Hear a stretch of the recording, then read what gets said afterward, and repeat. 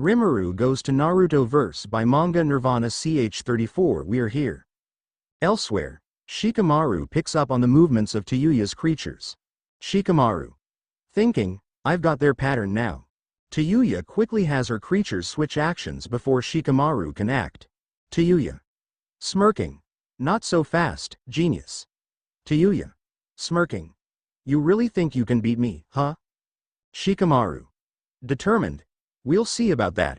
Throws kunai and shuriken. Using his remaining kunai and shuriken, Shikamaru distracts Tayuya and her giants. He triggers a flash bomb he had planted above her.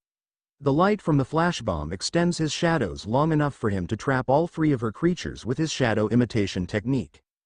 Shikamaru. Smirking, I'll be using your pawns against you now. Tayuya. Unfazed. I don't care. Shikamaru. Taunting, at least arm yourself. Tayuya.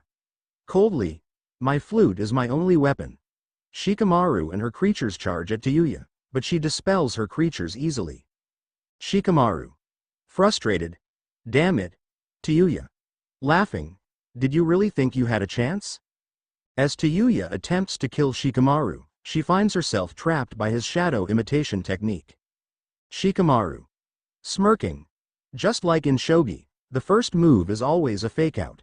The second move is the final strike. Trapped and unable to move, Tayuya advances her cursed seal to its second stage to break free of Shikamaru's shadow imitation technique. Shikamaru.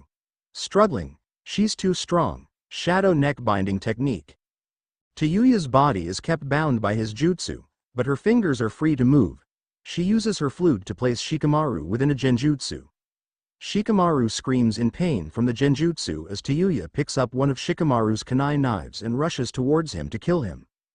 Tayuya. Menacingly, time to die, loser. Just as she gets close, Shikamaru punches her in the gut. Tayuya. Shocked. How did you get out of my genjutsu? Shikamaru. Smirking. I manipulated my shadow to break my own finger. The pain snaps me out of it. Shikamaru uses his shadow neck binding technique on her again. Shikamaru. Calmly. The closer I am to my target, the tighter the bind my jutsu inflicts. Tayuya. Frustrated. How could I be so careless? Shikamaru. Confidently. It was all according to plan.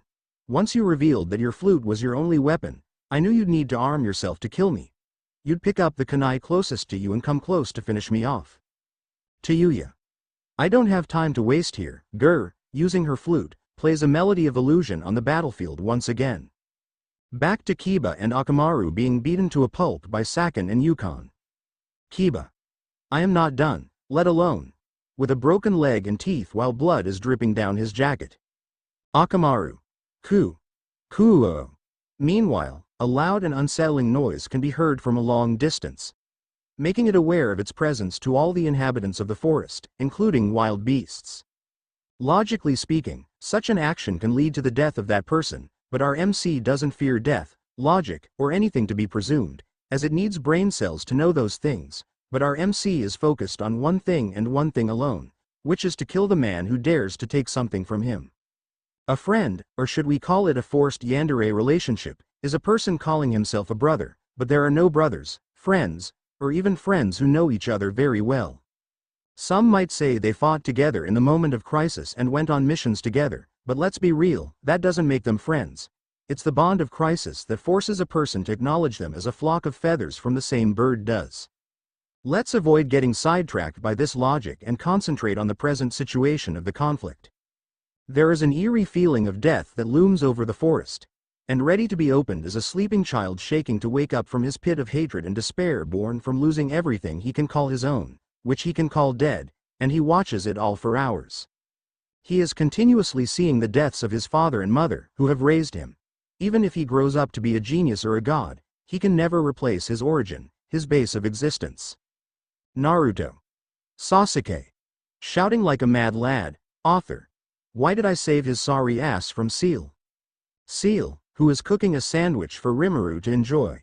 Seal. Pissed, I will break him before he leaves for training. Naruto. Frustrated. Why can't I make any progress? Sasuke's cursed seal finally reaches its second level, allowing him to exit his coffin. Sasuke's appearance snaps Naruto out of his nine-tails mood. Naruto. Hopeful, Sasuke. Come back to Konoha with me. Everyone is waiting for you. Sasuke. Cackling madly. Ha ha ha ha. Naruto. Enraged. Sasuke, stop. Sasuke leaves the enclosure, with Naruto attempting to follow. Kimimaro blocks Naruto's path. Kimimaro. Menacingly, you're not going anywhere, kids, I'll kill you here, right now.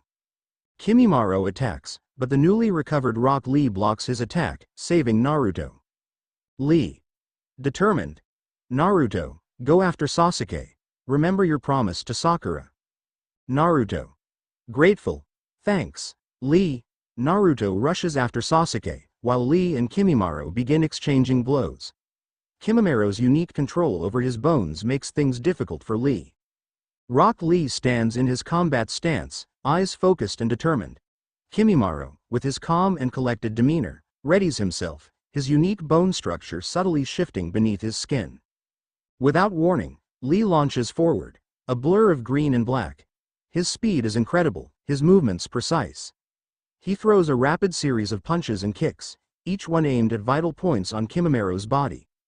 Kimimaro blocks with his forearms, bones protruding just enough to deflect Lee's attacks. Kimimaro retaliates with a sweeping kick, aiming to knock Lee off balance.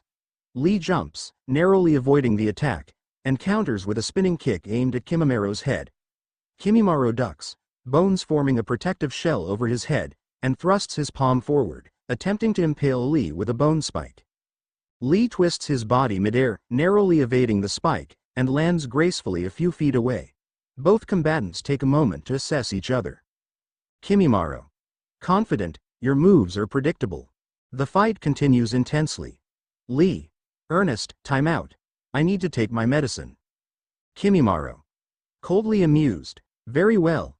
Kimimaro. Medicine. What kind of medicine and what for? Lee drinks the contents of his medicine bottle. Kimimaro. Curious. What is that you're drinking? Lee. Focused. Just my medicine. Now, let's continue. Back in Konoha, Guy returns from his mission and rushes to the hospital to ask Tsunade how Lee's operation went.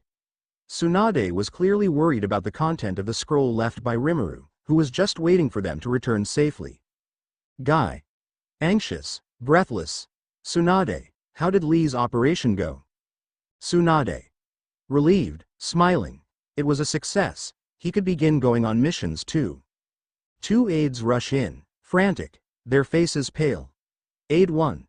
Panicked, wringing hands. Lady Tsunade. Lee. And Sakura are missing.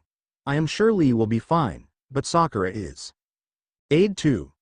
Worried, looking around. We can't find them anywhere. Tsunade. Realizing, gasping, he must have gone after the Sasuke recovery team. Dame that Shika was taking those idiots was not enough. Rimuru has gone after them, so everything will be fine, I hope. Tsunade notices a missing bottle. Tsunade. Shocked, eyes wide. Where is my sake, and what is that?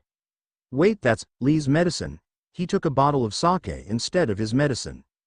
Guy. Freaking out, hands on head, oh no, even a sip of alcohol turns Lee extremely inebriated. When he's not sober, Lee can be very dangerous and devastating since he's a natural master at the art of the drunken fist. Back at the clearing, Lee drinks the sake and becomes inebriated. He assumes the drunken fist stance as he prepares to take on Kimimaro. Kimimaro. Confused, raising an eyebrow, what are you doing? Lee. Drunkenly confident, swaying, hee, now things get interesting. Lee sways unpredictably, ready to unleash the drunken fist on Kimimaro. Rimuru. Half joking, wide-eyed. Lee, did you raid Jiraiya's stash or something? Seal. Laughing, tipsy. No, I think his low tolerance to alcohol makes him naturally talented for this secret technique, called drunken fist. In this state, a user loses their stiffness and lets their body take the driver's seat. Not a good technique for people with poor control of chakra and a high level of chakra. Rimuru. So, will it do anything interesting, Seal? From my observation, his body might be currently running on pure instinct, so he will win. But its shake effects are down, he will lose. Kimimaro and Lee exchange blows, the fight becoming more intense and chaotic as Lee's unpredictable movements keep Kimimaro on his toes. The sound of their battle echoes through the clearing, hinting at something powerful approaching rapidly from the distance. Suddenly, a blur of motion appears, and Velgrund appears, her presence exuding an overwhelming power. With a single kick, she sends Kimimaro flying a kilometer away. Lee. Shocked, jaw-dropping, "Whoa, what was that?" Rimuru. Equally shocked, eyes wide as saucers, "Did you see that? She just kicked him away like a pebble." "Oh, hey there, Gaara, how was the journey?" Gaara. Uzumaki Rimuru and. A brief silence falls over the battlefield, the calm before the storm, as Velgrund's presence dominates the area. The air grows heavy, charged with anticipation of the massive battle about to unfold. Kimimaro. Struggling to get up, bloodied and bruised. Who is that?" Velgrund. Smiling coldly, eyes narrowing. "I'm Velgrund. And your time is up."